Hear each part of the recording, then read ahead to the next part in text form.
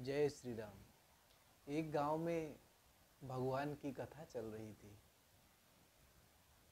जो कथावाचक थे वो कथा के आखिरी दिन सभी श्रोताओं से कहा कि आज कथा का आखिरी दिन है, आप लोगों को कुछ ना कुछ दान देना पड़ेगा। अगर आप लोग कुछ दान नहीं देंगे तो आप लोगों को कथा का फल मिलने वाला नहीं है। वक्ता की ये बात सुनकर जितने भी श्रोता थे वो सब महाराज जी के पास आए और बोले, महाराज हमको क्या दान देना है। वक्ता ने कहा श्रोताओं से कि आप लोग अपनी अपनी एक एक बुराइयां आज यहाँ पर दान कर दीजिए, और जिसके पास कोई भी बुराई नहीं है वो कोई एक संकल्प लेके जाइए। सब लोगों ने जैसा वक्ता ने कहा वैसा सभी श्रोताओं ने अपनी अपनी एक बुराई, और जिसके पास बुराई नहीं थी उसने कोई ना कोई संकल्प लिया। उसमें से कुछ श्रोता जो बुद्धिजीवी थे वो वक्ता के पास आए और बोले, महाराज हमारे गांव में एक सेठ जी रहते हैं। सेठ जी ना तो कभी कथा सुनने आए और ना ही कभी कोई संकल्प लिया और ना ही कोई बुराई छोड़ी। वक्ता ने कहा आप लोग सेठ को हमारे पास लाइए।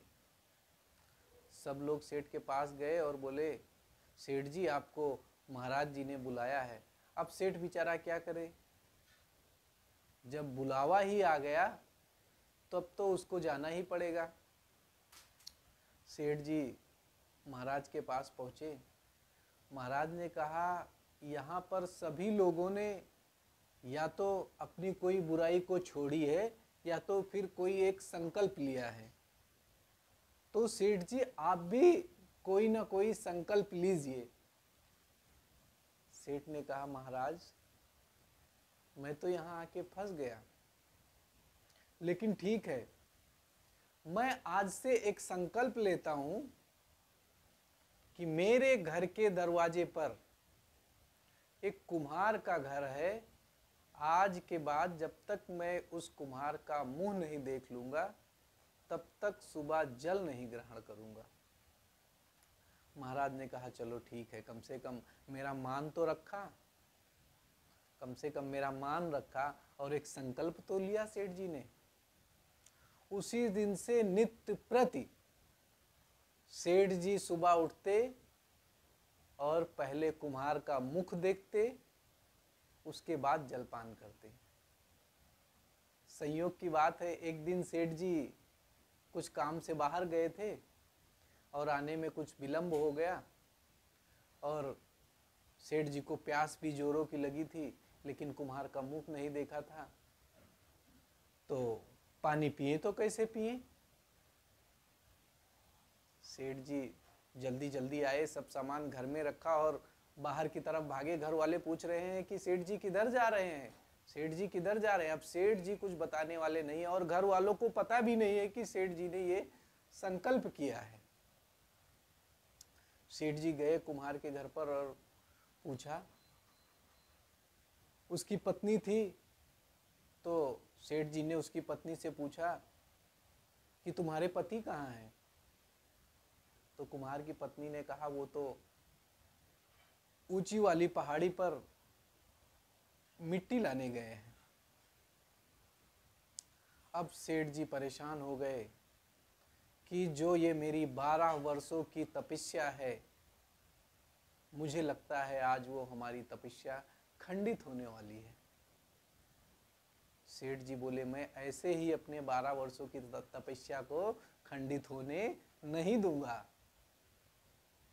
सेठ जी दौड़े दौड़े गए और उस पहाड़ के नीचे खड़े हो गए, जिस पहाड़ पे वो कुम्हार ऊपर मिट्टी खोद रहा था। अब सेठ जी नीचे खड़े हैं, कुम्हार ऊपर मिट्टी को खोद रहा है, और कुम्हार को मिट्टी खोदते खोदते उसमें एक घड़ा मिला, और उस घड़े के ढक्कन को खोला तो उसमें सोने के सिक्के भरे हुए थे। अब कुम्हार मन ही मन प्रसन्न हो गया और इधर उधर देखने लगा कि कोई मुझे देख तो नहीं रहा है। और जब कुम्हार की दृष्टि नीचे जाती है तो वो देखता है कि सेठ तो नीचे खड़ा है। कुम्हार ने सेठ को देखा तो पूछा, क्या हुआ है? तो सेठ जी ने कहा, कुछ हुआ नहीं है, मैंने देख लिया है। अब कुम्हार को लगा कि सेठ जी ने तो देख लिया है। तो सेठ जी बोलते हैं कि मैं कुछ नहीं, मैंने देख लिया। तब कुम्हार को शंका हुई कि सेठ जी लगता है घड़े को देख लिया। वो भागते भागते नीचे आया और सेठ जी के सीधा पैरों में गिर गया। बोला, सेठ जी आपने तो देख लिया है, लेकिन और किसी को मत बताना। अब सेठ जी बड़े असमंजस में पड़े, ये ऐसा क्यों कर रहा है?